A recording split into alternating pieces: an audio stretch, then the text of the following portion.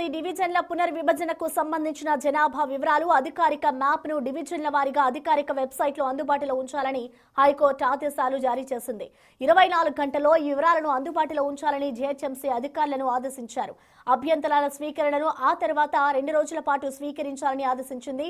Langar house సాలిబండ డివిజన్ల పునర్విభజన సరిగా జరగలేదంటూ దాఖలైన పిటిషన్లపై జస్టిస్ విజయసేన్ రెడ్డి విచారణ చేపట్టారు. పిటిషనర్ల తరఫున సీనియర్ న్యాయవాదులు రవిచందర్, ప్రభాకర్ వాదనలు వినిపించారు.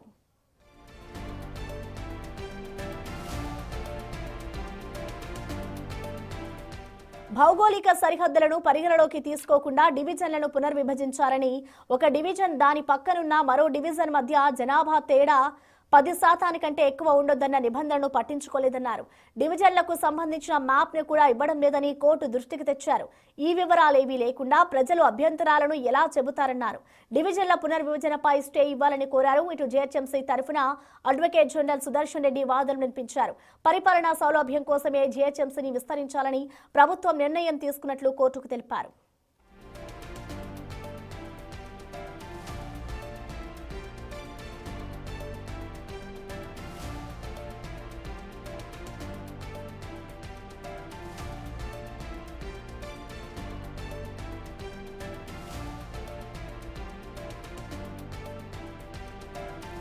అసెంబ్లీ నియోజకవర్గ పరిధిలో ఉన్న డివిజన్లు ఇతర నియోజకవర్గాల్లోకి వెళ్లకుండా పునర్విభజన చేసినట్లు ఏజీ తెలిపారు. నిబంధనల మేరకే డివిజన్ల పునర్విభజన చేశామన్నారు. జనాభా మ్యాప్ల వివరాలు అధికారుల వద్ద ఉన్న పరిపాలనా దృష్ట్యా వాటిని అధికారిక వెబ్సైట్లో ఉంచలేదన్నారు. వివరాలు లేకపోతే ప్రజలు అభ్యంతరాలు ఎలా చెబుతారని, అధికారులు ఇవ్వకపోతే పిటిషనర్లు వాటిని ఎక్కడి నుండి తెచ్చుకుంటారని ఏజీని హైకోర్టు ప్రశ్నించింది. డిసెంబర్ 31 లోపు డివిజన్లకు సంబంధించిన జనాభాను సర్దుబాటు చేయాలని కేంద్రం గడువు విధించిందని, ఈ ప్రక్రియ ఆలస్యం కాకుండా ఉండాలంటే పిటిషన్లను కొట్టివేయాలని ఏజీ వాదించారు.